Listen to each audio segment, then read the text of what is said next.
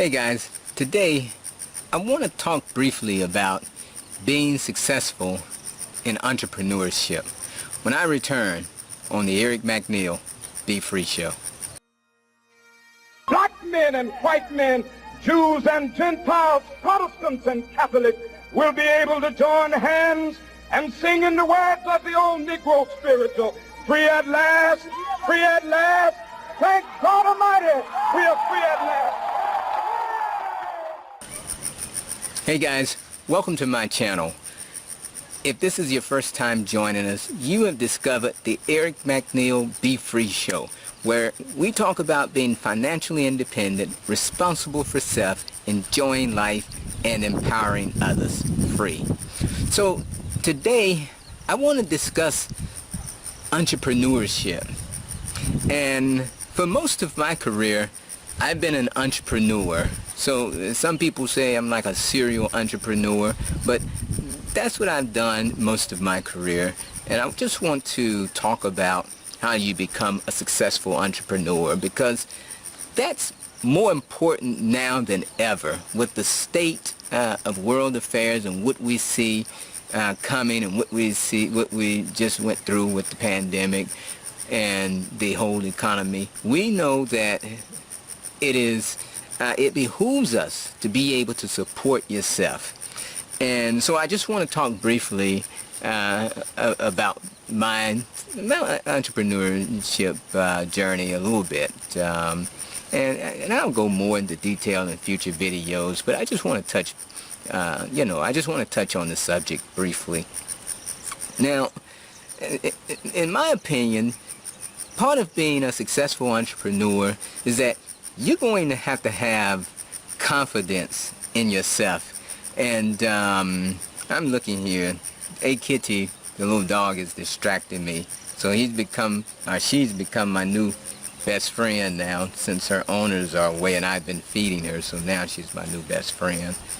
So, but at any rate, yeah, you're going to have self-confidence in yourself.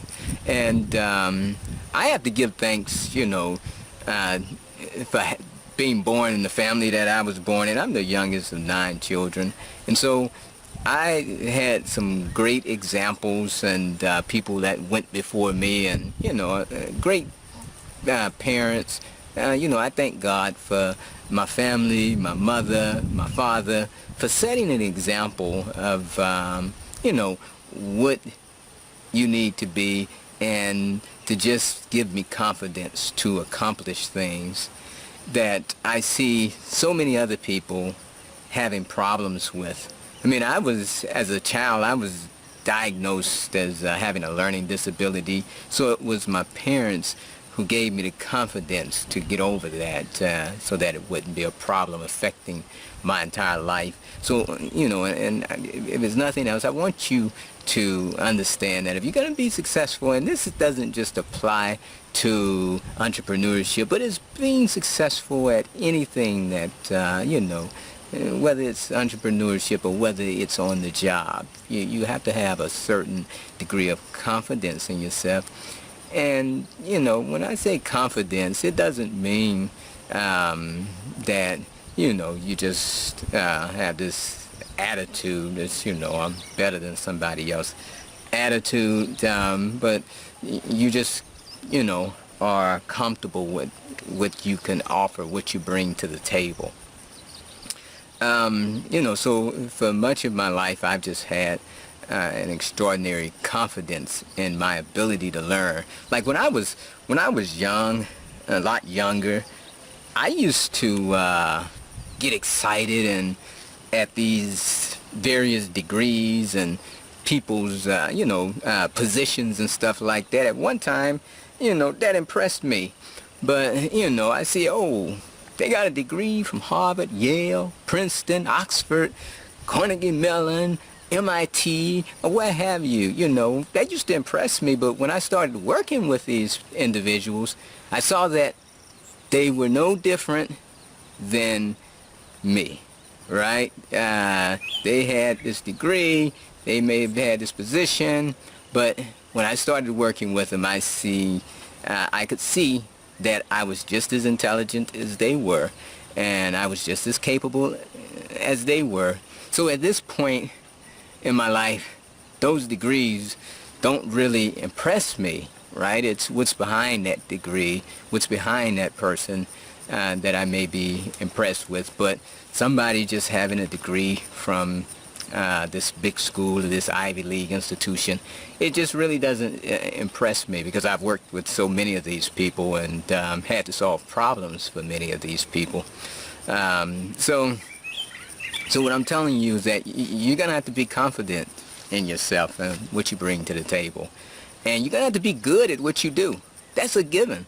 If you want to be successful, you want to be a successful entrepreneur, you better be good at what you do. And I mean good in the sense that there's a quote that I like by Benjamin E. Mays. Benjamin E. Mays was a Baptist minister, and he was like the 6th president of Morehouse. And he was very active in the civil rights movement, very influential.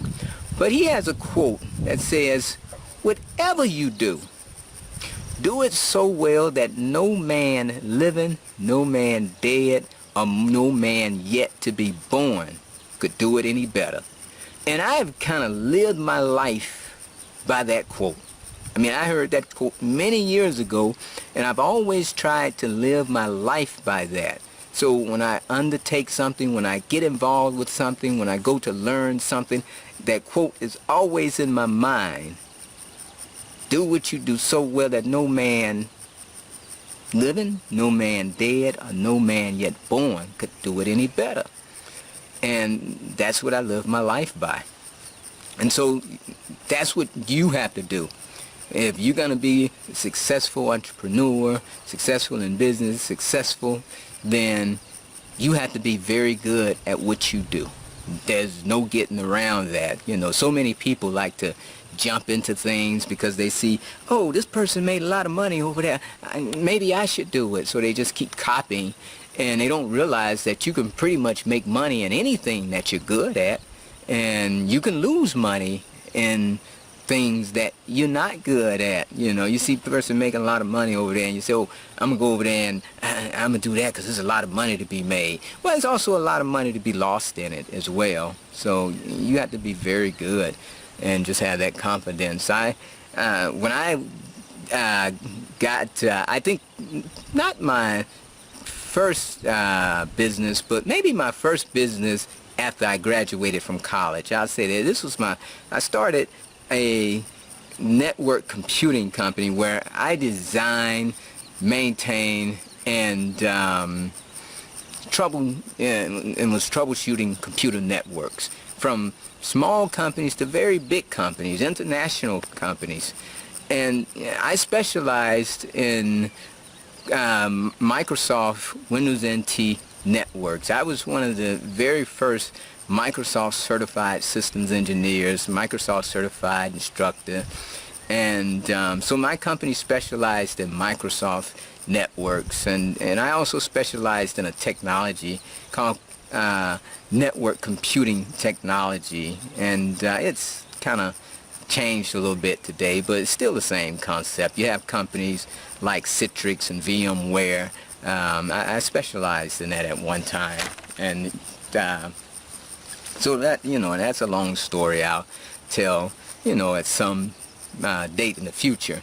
But anyway, when I first started my company in 1997, we didn't have like a lot of the resources that our competitors had who were competing with us in this game. I mean, they came equipped. They had a lot of resources, a lot of money to throw at this thing. And I just had, you know, my belief in myself. That was it. And at one time, I guess we had about 5 or 6 employees around there. And I remember that I had a sales guy, and, you know, good friend of mine now. And but when he came on board with me, and George didn't, he basically didn't have that same confidence that I had, right?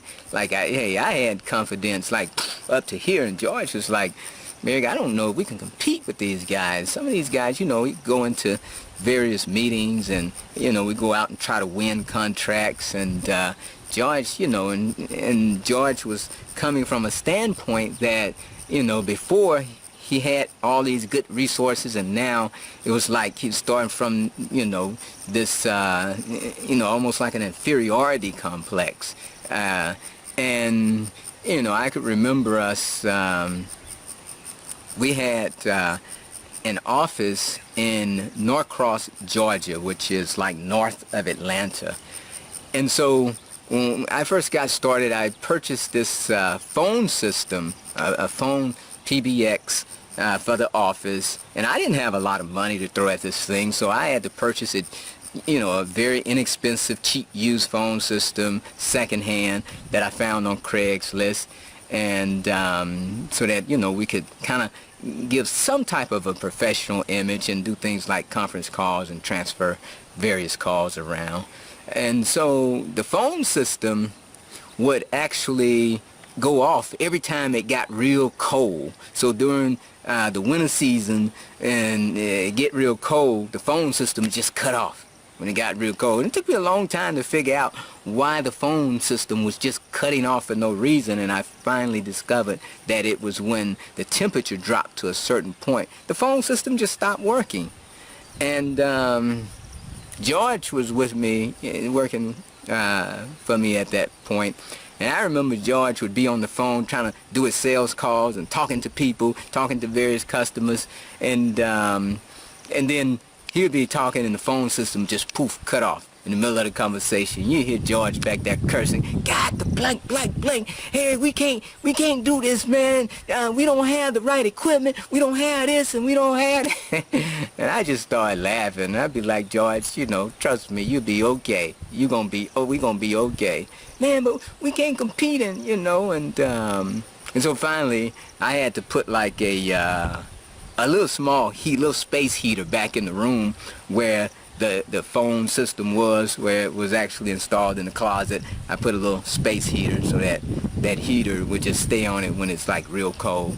And, you know, so, and that's what I believe in, just solving problems. I'm like, you know, George, we don't have the money to get these fancy phone systems, you know, and all this fancy equipment. We have to get by with what we have, and a lot of times that means you have to, you know, solve problems. You know, I always come at things with, how can I solve the problem, you know, and solving the problem is not always just throwing money at something, because you may not have the money to just throw at something. So you have to just solve problems and use the resources that you have access to. So, you know, at any rate, George actually had a customer that he had brought from his last company, and that customer was the Department of Energy out in Nevada, and they used to be buying stuff from him. So they had this contract that they were going to give to a small minority-owned company. And this contract was for network computing, which I specialized in, and I think some compact servers and stuff. It was a large, fairly large opportunity. So, and George was like, Eric, you know, I want to win this contract, man, and you know, I'm just not feeling good that we can compete with these guys, and you know, and I really want this concept, man. You know, I think we can win it. You know, let's keep the conversations open, and let's see how far we can take it. I say, you know, I believe we can win it. And he's like, man, I really need this, Eric. I really need this. I say, we all need it, George. We all need it. So George kept talking to the customer, and he finally got the customer to agree to start taking us seriously. And the customer said, okay, we're going to give you guys an opportunity, and we want you to, we're going to be having basically interviews with the potential customers. So you're going to have, you know, you're going to have a day when you can fly out here and you can give us a presentation on why we should consider you and what you bring to the table.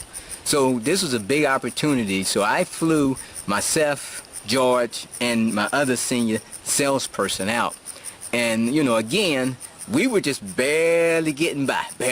So even the expense of us flying from Atlanta to Nevada was a huge, for 3 people and staying overnight, hotel fee, everything. That was a huge expense for us, right? I was barely getting by at this point, so that's a huge expense for a small company.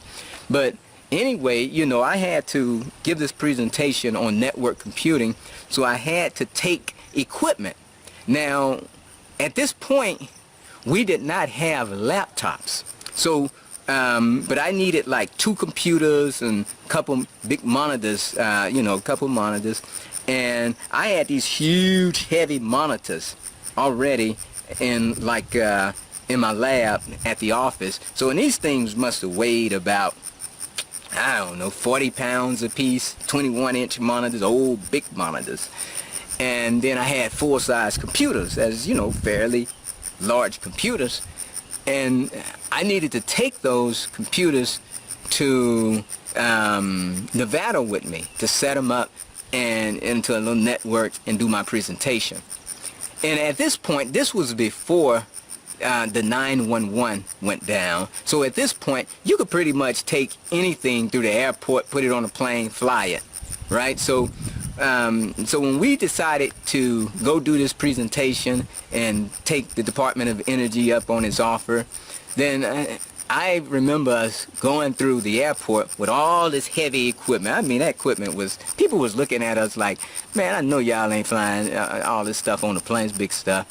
And so we were going through the line, and the security guy, it was passing our stuff through, the check-in place, and the security guy looked at us. He was like, "Do y'all company don't have laptops?"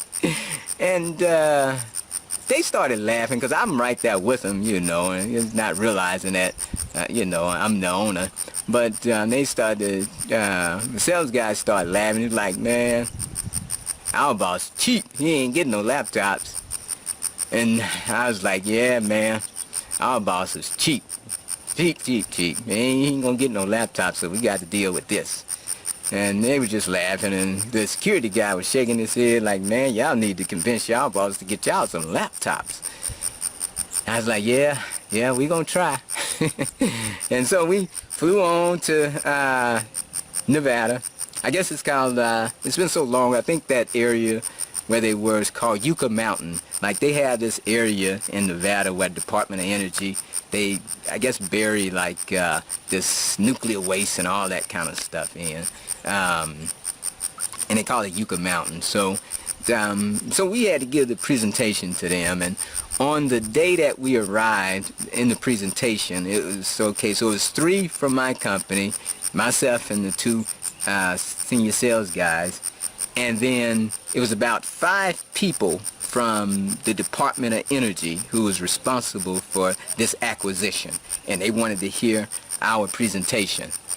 And so I gave my technical presentation for about, maybe 30-40 minutes it lasted. And after it was over, they came up, shook my hand and said thank you. We'll consider you guys, and then that was it.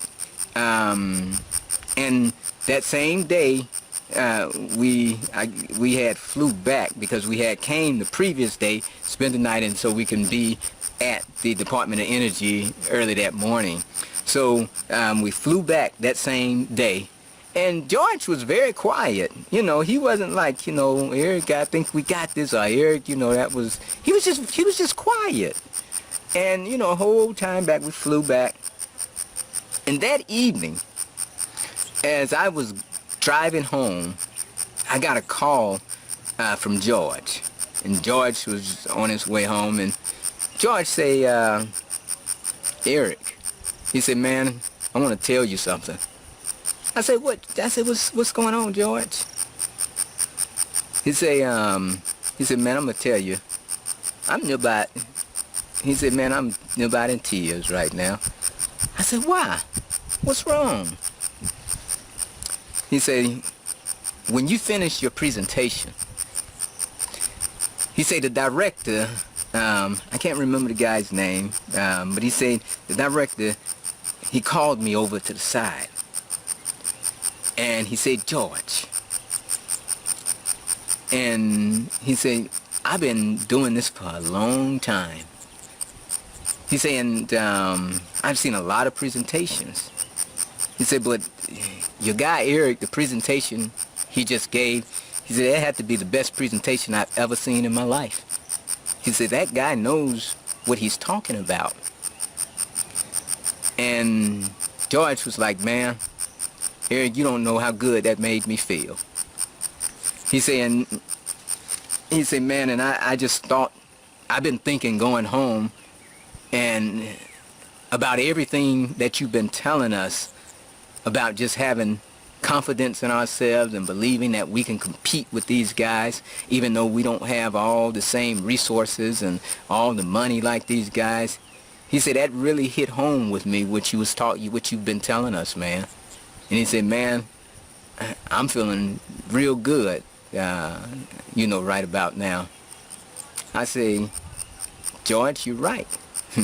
I'm glad you're understanding and seeing that you can compete, but you have to believe in yourself. You have to have faith and confidence in yourself. And you have to just be good at what you do, right? So we end up winning, not the entire contract. I think they split it between us and another company, but it had to be at least a $200,000 contract we end up winning from the Department of Energy. And so it became a huge win for us. And so, and it just speaks volumes when you have confidence in yourself and you can go and deliver. You're not always going to start at the same level as other people, and you're not always going to have the same resources. Everything's not always going to be simple, but you have to start with what you have. You have to do whatever you do, as Benjamin E. Mays said, whatever you do it so well that no man living, no man dead, or no man yet born could do it any better. And when you get to that level, then you can walk with a sense of confidence and you can deliver and back that up. And so, anyway, I just want to bring that to you today to help give you some little confidence and motivation with moving forward into your business, whatever it may be. You might have a slow start, but trust me, if you're good at what you do, then people are going to take notice. They're going to take notice, so don't try to rush it. Just walk with confidence and deliver. When people may not be saying nothing, but they are definitely checking you out. Okay?